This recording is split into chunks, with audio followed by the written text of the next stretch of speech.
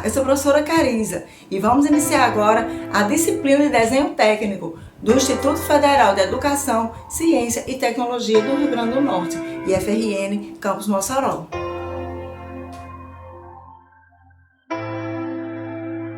Vamos iniciar agora a aula 10 da disciplina de desenho técnico, geometria descritiva.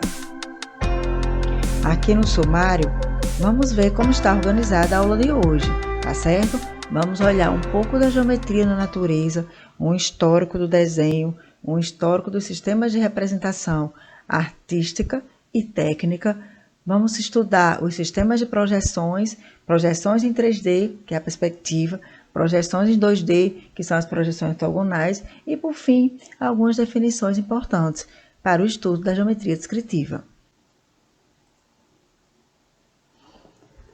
Vamos iniciar agora vendo um pouco da geometria na natureza, né? Observe a forma em espiral da concha do Nautilus, né? Que aqui é uma fotografia, né? De um Nautilus real. E aqui um desenho, uma forma de expressar ele, tá certo? Como suas formas são geométricas, como suas formas se tornam geométricas, mesmo em espiral. Aqui a gente vê as asas dos insetos que têm determinadas formas, né?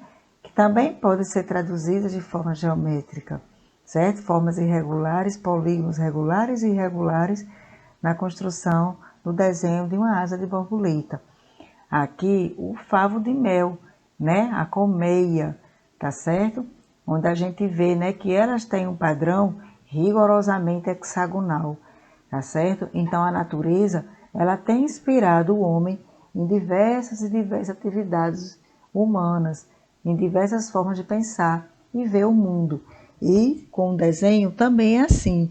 Muitas das representações, né, muitas das construções que temos hoje dos nossos produtos, das nossas edificações, né, se inspiram em formas naturais, tá certo? Tudo iniciou observando a natureza para se transcrever no papel, nas grutas das cavernas inicialmente, no papel posteriormente e nas telas dos computadores e demais eletrônicos e softwares, né, de desenho digital que temos à disposição hoje. Com o passar do tempo, o que se verifica é que o homem, no decorrer do tempo, né, foi saciando a sua curiosidade e fazendo uso precisamente da geometria, utilizando raciocínios cada vez mais lógicos, né? Como eu já falei, o homem sempre tirou sua inspiração da natureza. Então, diversas construções, edificações, em todos os tempos, apresentam, né, traços, apresentam formas que encontramos na natureza. A geometria, então, ela surge, né, desde a antiguidade, a partir desse olhar racional do homem sobre as formas naturais. A gente tem a geometria, ela trata de formas, das suas propriedades e das suas relações. Ela é o ramo da matemática originado a partir da nossa percepção visual, e a vista é o nosso sentido mais forte, no caso de trabalhar com a geometria, no caso de trabalhar com um projeto, com um desenho técnico.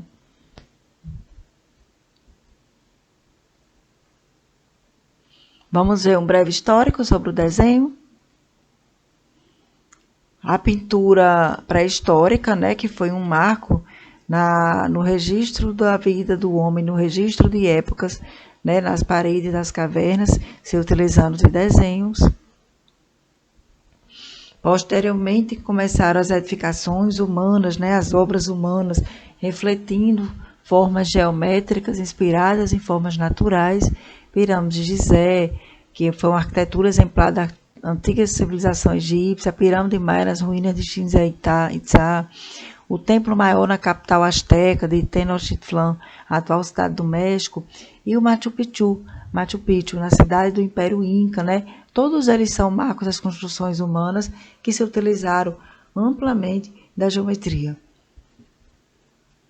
Até que, no século XVIII, a necessidade da engenharia militar, a acelerar o desenvolvimento técnico. Estamos em plena revolução industrial, a humanidade nesse período, e há também acelerado o avanço dos estudos da representação, do desenho técnico e do projeto que iria atender à indústria, à revolução industrial.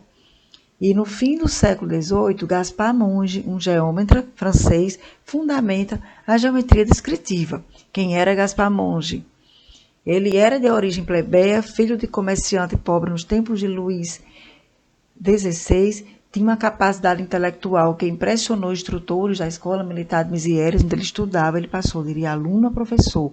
Ele, Monge, aliava qualidades pedagógicas notáveis às suas capacidades de investigação científica. Foi ministro da Marinha, tornou-se amigo do imperador Napoleão Bonaparte na época, o acompanhou na expedição do Egito e foi um militante ativo da Revolução Francesa. E o que foi que Monge deixou de herança para a gente até hoje? Como geômetra, ele criou o sistema mongiano, que a gente vai ver uns slides mais adiante. Então, os sistemas de representação nessa época, após Gaspar Monge, se dividiram em dois: de artística, representação artística, que é a representação em tela o mais real possível de cenas e objetos tridimensionais, e a representação técnica, que busca representar em desenho objetos, edifícios e fortificações com fins de fabricação e construção. A representação artística tem como exemplar todas as obras, de pintura que conhecemos, que o homem já teve até hoje, entre outras obras. Nessa obra aqui, por exemplo, a Trindade, com a Virgem São João e Donantes Masaccio, de 1421 em Florença, existe um ponto de fuga único, situado no ponto médio na linha do horizonte, tá certo? Que fica mais ou menos, esse ponto de fuga, ele fica mais ou menos aqui no tórax, da figura de Jesus, sendo desenhado aqui nessa obra. Então, a linha de altura está aproximadamente ao nível do olho do observador. É como se o observador estivesse olhando aqui exatamente no ventre de Jesus, tá certo?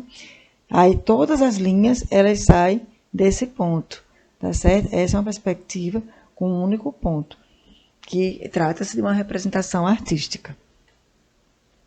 Também existem as obras que trabalham mais no nível da abstração, como, por exemplo, Guernica, de Picasso, 1937. Picasso contestou o padrão único da perspectiva cônica. Então, ele trouxe uma obra com vários pontos de fuga, tá certo? Com 3, 4 dimensões do desenho. Então, foi uma obra da arquitetura, do movimento modernista do século XX, que rompeu com vários propósitos, tá certo? Que rompeu com várias tradições do desenho artístico, da arte anterior. Mas a representação técnica, ela é totalmente diferente da representação artística. Ela não fica a depender do olhar do autor, do olhar do artista. Ela é uma representação que segue um sistema de medidas internacional, que tem como objetivos, a representação de figuras do espaço a fim de estudar sua forma, dimensão e posição. Ou seja, vou corrigir, assim de estudar sua exata forma, sua exata dimensão e sua exata posição. Não há espaço para a criação da representação. Existe a criação do projeto, do produto, do imóvel, mas a representação ela tem que seguir várias regras para poder ser considerada técnica. Para alcançar essas finalidades, a geometria descritiva utiliza um sistema de projeções elaboradas por Gaspar Monge, que é o sistema ortogonal ou diédrico, também conhecido como sistema mongiano. Então, vamos ver aqui, qual é a representação técnica que surge a partir de Gaspar Monge, certo? Ele imagina que os planos eles podem ser organizados assim, como uma épora, tá certo? Com um plano vertical e um plano horizontal se cruzando por uma linha terra aqui no meio. Esse aqui é o vertical, esse é o horizontal, a linha terra, e o objeto está colocado de uma forma onde ele pode ser visto, uma vista dele aqui em 2 dimensões no plano vertical e uma vista dele aqui em 2 dimensões no plano horizontal. Isso aqui Gaspar Monge chamou de sistema de diedros e épora. Então, ele chamou, resumindo, ele criou o sistema de representação em épora. O método de projetividade que ele usou é de uma figura qualquer e a imagem dela num plano, que pode ser um plano vertical ou um plano horizontal, certo? Como a técnica que ele usou foi uma linha de terra como base, né, para dar uma distância da terra, né, e também a convenção de traços, traço grosso para o que for cortado, traço médio que está mais adiante, traço fino para que está bem mais longe, ou então traços como achuras e cotagem. Esse processo ele chamou do processo de dupla imagem por projeções ortogonais, ok? Vamos ver mais um pouco sobre isso. A geometria descritiva, né, desenvolve a partir daí, né, desenvolve a habilidade de imaginar objetos ou projetos no espaço, e não apenas a leitura ou interpretação de desenhos, como era feito antigamente no desenho artístico. Algumas profissões exigem a capacidade de pensar em 3 dimensões, né? Arquitetos, engenheiros, técnicos, pessoas que trabalham com a criação e acompanhamento e execução de projetos, precisa ter essa capacidade de pensar em 3 dimensões. Sem esse tipo de pensamento, mais habilidade de transportá-lo para o desenho, é impraticável a criatividade e a inteligência para criar coisas novas. É a visão espacial que a gente chama, ok? As projeções, o que é? Vamos agora ver o sistema mongeano mais de perto ainda. Aqui, a projeção de um objeto é a sua representação gráfica no plano. Pode ser em 2D ou em 3D. Ó, vamos lá. Esse objeto colocado aqui no centro, é uma representação em 3D, uma perspectiva isométrica, ok? Que a gente vai estudar profundamente no slide próximo, na próxima aula. Vamos olhar agora essa figura em 3D colocado num plano, tá certo? Numa interseção de planos, num diedro, ok? Aqui a gente vai ter a projeção dessa lateral da peça nesse plano vertical, que vai dar origem à vista frontal, em na cor amarela. Aqui, vindo para o lado esquerdo, a gente vai ter a projeção dessa lateral da peça, aqui num plano vertical lateral, que vai ser essa peça azul. E olhando de cima para baixo, a gente vai ter a projeção da vista superior no plano horizontal, que é essa vista aqui em verde, aqui embaixo, ok? Então, a gente vai ter as projeções dessa forma, em 2 dimensões, vistas no plano vertical e vista no plano horizontal, e vamos ter a perspectiva, tá certo? É exatamente esse desenho projetivo que a gente vai estudar a partir de agora. No caso de edificações, vem do mesmo jeito. Teremos projeções das vistas nos planos verticais e teremos projeção nos planos horizontais, tá certo? Que pode ser o superior, o inferior ou as demais vistas.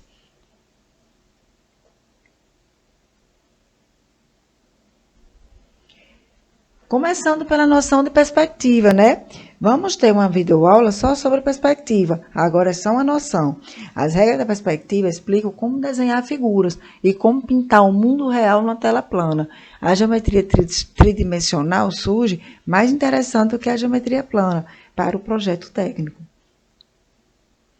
Temos esses sistemas de projeção. O sistema cônico, quando temos pontos de fuga, onde poderemos puxar as linhas projetantes de uma perspectiva, tá certo? Que ela vai diminuindo a dimensão até chegar no ponto de fuga.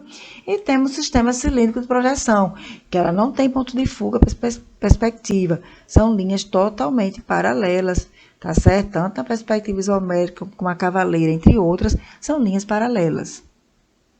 Olhando mais detalhadamente, está aqui todos os sistemas de perspectiva que a geometria trabalha, certo? As projeções paralelas, que eu mostrei no slide anterior, as projeções centrais ou cônicas, também que eu mostrei no slide anterior.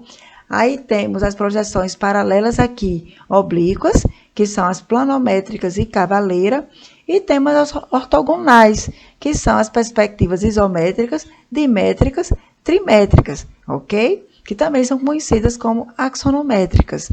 E em relação às projeções centrais ou cônicas, temos de um ponto de fuga, temos com 2 pontos de fuga, ou temos com 3 pontos de fuga, tá certo? A partir de todas elas, o projetista ele pode se expressar e pode fazer a sua representação também pelo sistema de vistas múltiplas, tá certo? Que também é considerado considerado projeção paralela ortogonal, ok? Pronto, vamos olhar agora, né? Vamos ver vários casos, exemplos, projeções em 2D, né? Que são as projeções ortogonais. Vamos lá, as primeiras regrinhas. Um objeto pode ocupar qualquer posição no espaço em relação ao plano de projeção, ok? Então, tá aqui o objeto, essa pecinha aqui colorida, que é o centro, tá colocada aqui numa determinada posição, e daqui a gente vê, né, nos planos verticais, a projeção de suas vistas, como no plano vertical, horizontal, também vê projeção das vistas, frontal e inferior, ok? Quando a gente abre, a gente faz de conta que a gente coloca a peça dentro de um cubo, onde a gente vai projetar, né, em 2 dimensões, as suas formas, as suas dimensões, nas paredes desse cubo. Quando a gente abrir o cubo, a gente tem essa posição aqui, ó. Se for no primeiro diedro, que eu vou mostrar já já o que é o diedro, ok? A gente tem essa sequência de desenhos aqui dessa peça. Vamos lá. Essa aqui no meio, a primeira, a vista frontal. Do lado dela, aqui direito, temos a vista lateral esquerda, temos a vista lateral direita aqui. Aqui em cima temos uma vista inferior. Aqui embaixo tem uma vista superior. E aqui, né, ao lado da vista lateral esquerda, tem uma vista posterior, tá bom? É claro que no desenho técnico nem sempre são necessárias todas as vistas, das 6 vistas para representar um projeto. Geralmente, a vista frontal, a lateral esquerda e a superior são suficientes. A projeção ortogonal de um objeto no único plano, ela não é suficiente para a determinação da forma e da posição desse objeto no espaço. Veja por quê, né? Ó, se uma peça, aqui é a mesma peça, a mesma figura geométrica plana, né? Um triângulo. Se ela for colocada em paralelo ao plano, a gente vai ver ela em verdadeira grandeza. Se ela for colocada inclinada, a gente vai ver ela uma deformada, sem estar em verdadeira grandeza. E se ela for colocada perpendicular ao plano, a gente vai ver ela como uma linha. Então, é preciso que haja outros desenhos, tá certo? Para poder a gente ver com exatidão uma peça em um plano. Então, a gente precisa, né, uma peça, um objeto qualquer no espaço, a gente tem que representar em vários planos para poder ver ele com exatidão.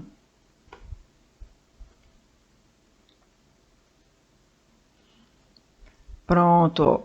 A aplicação das projeções ortogonais na representação da superfície que compõe, respectivamente, um cilindro, está aqui o cilindro, um paralelepípedo e um prisma de base triangular, só uma vista, que seria frontal, não é suficiente para diferenciá-los, né? Você vê 3 peças diferentes, mas quando você coloca só num plano, que é o vertical, aí você vê que não tem como diferenciá-las.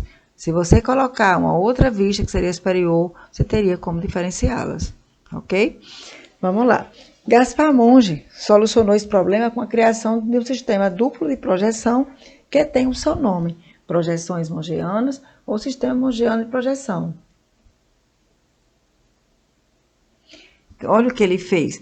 Para fazer aparecer a terceira dimensão, é necessário fazer uma segunda projeção ortogonal olhando os solos por outro lado. Então, Gaspar Monge, ele imaginou um plano vertical, um plano horizontal, onde se tem vistas no plano vertical, que são as vistas frontais, vistas superiores aqui no plano horizontal, faz o rebatimento dos planos, tendo a épora, onde é possível ver vista frontal, vista superior. E assim a gente sabe qual é a forma precisa desse objeto. É possível colocar a forma, é possível colocar as dimensões no desenho projetivo em épora, ok? Duas vistas, apesar de representar as 3 dimensões do objeto, também não garanta a representação da forma da peça. Em alguns casos, a representação das formas espaciais é resolvida com a utilização de uma terceira projeção. Tá bom? Então, foi importante, ó, se lançar outro plano vertical aqui lateral para se ter uma épora, né, com mais compreensão do projeto. Então, quando a gente rebate os planos, a gente tem vista frontal, vista superior, vista lateral. A épora passa a ter esse formato aqui. Aqui nesse slide, Tem um exemplo de vários sólidos geométricos e suas projeções ortogonais, também conhecidas como vistas ortogonais. É importante considerar que cada vista representa a peça, sendo observada de uma determinada posição. Então, nesse primeiro sólido aqui, esse paralelepípedo, né? Temos, nesse primeiro sólido, paralelepípedo, temos uma vista frontal, uma lateral, uma superior. Aqui neste outro sólido, né? A gente tem vista frontal, superior, lateral. Aqui nesse outro sólido, frontal, lateral, superior. E por fim, aqui nessa peça cilíndrica, uma vista frontal, uma vista lateral, uma vista superior. Essas três vistas, elas são consideradas importantes na maioria das construções de desenho técnico, ok? Alguns desenhos são tão simples, algumas peças são tão simples que pode ser transmitida, traduzida em peça única, em vista única. Outras precisam de um número maior, mas em geral, as três vistas, elas dão uma boa visão da peça que está sendo representada. Através da aplicação dos conceitos básicos de projeções mongianas, qualquer objeto, seja qual for a sua forma, posição ou dimensão, pode ser representado no plano bidimensional pelas suas projeções cilíndricas ortogonais. Para tanto, utiliza uma dupla projeção cilíndrico-ortogonal, onde dois planos, um horizontal, que é o PH, e um vertical, que é o PV, interceptam no espaço perpendiculares entre si. A interseção desses planos determina uma linha chamada de linha terra, LT, e esses planos determinam no espaço 4 diedros, numerados no sentido anti-horário. Aqui é o espaço do primeiro diedro, aqui do segundo diedro, do terceiro diedro e do quarto diedro. Veja agora como é possível determinar a forma e a posição dos objetos no espaço. Utilizando o plano vertical, um plano horizontal e um plano lateral esquerdo. A peça aqui centralizada no meio, tá certo? Com a projeção no plano vertical, que é a vista frontal, a projeção no plano lateral, que é a vista lateral esquerda, e no plano aqui no plano horizontal, que é a vista superior. Esse plano lateral esquerdo, ele é conhecido como o terceiro plano de projeção. Foi acrescentado por Eugênio Lory, um terceiro plano de projeção para melhor localização de objetos no espaço, um plano lateral. Forma com um diedro conhecido um triedro trirretângulo, sendo, portanto, perpendicular aos planos horizontal e vertical de projeção. O plano lateral fornecerá uma terceira projeção do objeto. Até agora, representamos objetos no espaço. Para representarmos esses objetos no plano bidimensional do papel e da tela, é necessário que o plano horizontal e vertical coincidam numa única superfície plana. Monge utiliza um artifício. Como eu mostrei no slide anterior, né? Ele rotaciona o plano horizontal em 90 graus, fazendo com que o plano horizontal coincida com o vertical. Esse procedimento chama-se rebatimento. Após o rebatimento, obtemos a representação da figura no plano por suas projeções. E essa representação é denominada épora. Vamos lá, né? Só conhecendo melhor a épora que já foi mostrada em slides anteriores. Podemos notar que na épora, as duas projeções de um ponto pertencem à mesma reta perpendicular à linha de terra. Essa reta é denominada linha de chamada. Então, a gente tem aqui a épora tridimensional, olhando em 3 dimensões, e a épora bidimensional, olhando em 2 dimensões, certo? Aqui a gente tem largura, comprimento e altura, né? Aqui a gente tem só a largura e altura, ok? Já em outra, a gente vai ter, né, comprimento e largura, depender do plano em que esteja a representação da peça.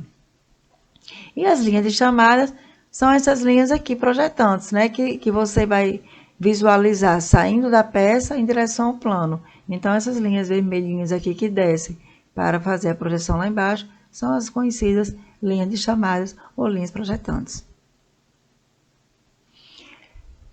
Outra informação sobre a épora. A distância de um ponto ao plano horizontal é denominada cota do ponto, que em projeção é representada pela épora pela distância da sua projeção vertical até a linha terra, tá bom? Então, essa distância aqui, ó, que a gente vê em linha rosa da peça para o plano horizontal, é denominada cota.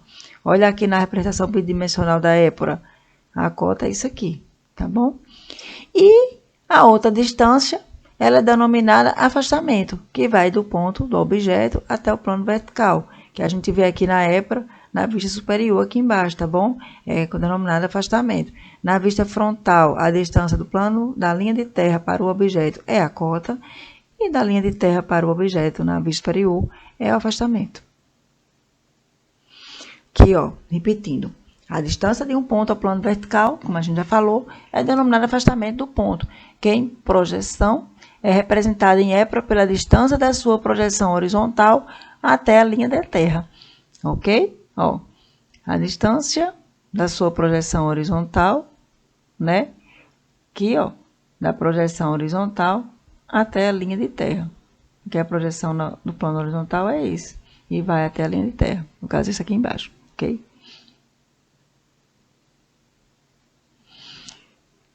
Projeções em 2D. As projeções ortogonais. A geometria descritiva estuda essas projeções nos 4 diedros. Os elementos de projeção têm uma ordem diferente em cada diedro e em relação a cada plano de projeção. São elementos de projeção: o plano, o objeto e o observador. Aqui é o primeiro diedro, aqui é o segundo diedro, aqui é o terceiro e aqui é o quarto. Vamos ver como fica a representação do objeto em cada diedro. No primeiro diedro, né? Temos aqui no plano horizontal um observador, olhando de cima para baixo, um objeto e um plano de projeção, que vai ter, onde vai estar desenhada a peça dessa forma aqui. No plano vertical, teremos o observador, o objeto e o plano de projeção, onde a peça estará desenhada dessa forma aqui. No segundo diedro, o observador está aqui desse lado, vendo aqui e ali, tá certo? Ele olha daqui e daqui de cima.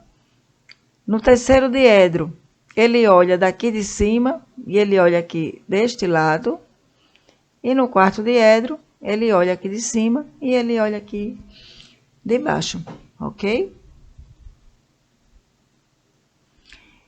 Só que tem umas considerações a fazer, que em desenho técnico, a gente aproveita os desenhos, né, apenas no primeiro e terceiro diedro. Alguns países trabalham com o primeiro diedro, outros trabalham com o terceiro diedro. No é o caso dos Estados Unidos, e o Brasil trabalha com o primeiro diedro.